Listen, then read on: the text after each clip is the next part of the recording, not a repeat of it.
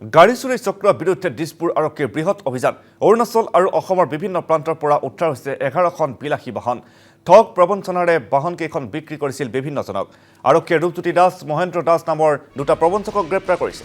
আমি পুনৰ জনাইছো এই মুহূৰ্তত এটা ব্ৰেকিং নিউজ গাড়ী চুৰি চক্ৰৰ বিৰুদ্ধে দিছপুৰ আৰক্ষীৰ অভিযানৰ সফলতা অৰুণাচল আৰু অসমৰ বিভিন্ন প্ৰান্তৰ পৰা উদ্ধাৰ হৈছে 11খন বিলাসী বাহন ঠগ প্ৰবঞ্চনাৰে বাহনকেইখন বিক্ৰী কৰিছিল বিভিন্নজনক আৰক্ষীয়ে ৰূপজ্যোতি দাস মহেন্দ্ৰ দাস নামৰ দুটা প্ৰবঞ্চকক গ্ৰেপ্তাৰ কৰিছে বৰ্তমান ৰূপজ্যোতি দাস নামৰ যিটো প্ৰবঞ্চক গাড়ী চুৰ ইতিমধ্যে গ্ৰেপ্তাৰ কৰিছে দিছপুৰ আৰক্ষীয়ে কেমেৰাখন নৱমুক্তিয়ে দেখুৱাব এইকেইখন গাড়ী দেখিবলৈ পাইছে দিছপুৰ থানাই 11খনকৈ গাড়ী ইতিমধ্যে জব্দ কৰিবলৈ সক্ষম হৈছে উদ্ধাৰ কৰিছে ইগনিছ গাড়ী দেখিবলৈ পোৱা গৈছে মহিন্দ্ৰ থাৰ এনেদৰে SUV আছে 11খন মুঠ গাড়ী জব্দ কৰিছে আৰু যিটো চোৰ ৰূপজ্যোতি দাস এই ৰূপজ্যোতি দাসে অসম তথা অৰুণাচলৰ উত্তৰ পূৰ্বাঞ্চলৰ বিভিন্ন স্থানলৈ গাড়ী এনেদৰে সৰবৰাহ কৰি ইয়াৰ পৰা সাপ্লাই দিছিল আৰু তাৰ পিছতে বিভিন্ন স্থানত বিক্ৰী কৰিছিল প্ৰথমে ভাড়া কৰি গাড়ী নিয়ে আৰু তাৰ পিছতে প্ৰবঞ্চনাৰ জাল পেলাই এনেদৰে গাড়ী চুৰি কৰে আৰু এই গাড়ীকেইখন 11খন গাড়ীৰ ইতিমধ্যে দিছপুৰ আৰক্ষীয়ে উদ্ধাৰ কৰিছে আৰু তাৰ পৰা বিভিন্ন স্থানৰ পৰা কৰিছে অৰুণাচলৰ বিভিন্ন স্থানৰ পৰা আৰু অসমৰ বিভিন্ন স্থানৰ পৰা উদ্ধাৰ কৰিছে আৰু ৰূপজ্যোতি দাস ঘৰ হৈছে কামৰূপত কমলপুৰ পুলিচ থানাৰ অন্তৰ্গত কামৰূপত 8 গাঁৱত তেওঁৰ ঘৰ আৰু এই চুৰটোৰ লগত বহুকেইজন জড়িত হৈ থকাৰ সন্দেহ আৰক্ষীয়ে ইতিমধ্যে কৰিছে অভিযান এতিয়াও চলি আছে এইকেইখন 11খন গাড়ীয়ে নহয় আৰু কেইবাখনো গাড়ী এতিয়া উদ্ধাৰ হ'বলৈ সক্ষম আছে AS22H 1111 এইখন দেখিছে এখন গাড়ী অন্যখন হৈছে AS01GH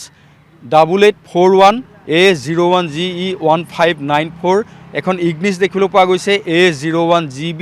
8291 পিছফালে আছে দুখন থাৰ আৰু সেইকেইখন গাড়ী নবয়ে দেখুৱাই আছে আৰু তাৰ লগতে 11খন গাড়ী মুঠ ইতিমধ্যেই আৰক্ষীয়ে উদ্ধাৰ কৰিছে যিটো ৰূপজ্যোতি দাস এই গাড়ী চুৰি চক্ৰৰ মাষ্টাৰ মাইণ্ড ইতিমধ্যে দিছপুৰ থানাৰ লকাপত আছে আৰু সোধা পোছাৰ পিছত আৰু বহু এনেধৰণৰ তথ্য উদ্ধাৰ হ'ব যাৰ জৰিয়তে কেইবাখনো গাড়ী আৰু উদ্ধাৰ কৰিবলৈ সক্ষম হ'ব আৰক্ষীয়ে কাৰণ গুৱাহাটী মহানগৰীৰ পৰা হওক বা অসমৰ বিভিন্ন স্থানৰ পৰা গাড়ী ইতিমধ্যে চুৰি হৈ আছে আৰু এই গাড়ী সেয়া ডিমাপুৰৰ ফালে হওক বা অৰুণাচলৰ বিভিন্ন স্থানলৈ হওক গাড়ী ইয়াৰ পৰা লৈ যোৱা হয় আৰু তাতে গৈ বিক্ৰী কৰে আৰু প্ৰথমে ভাড়া কৰি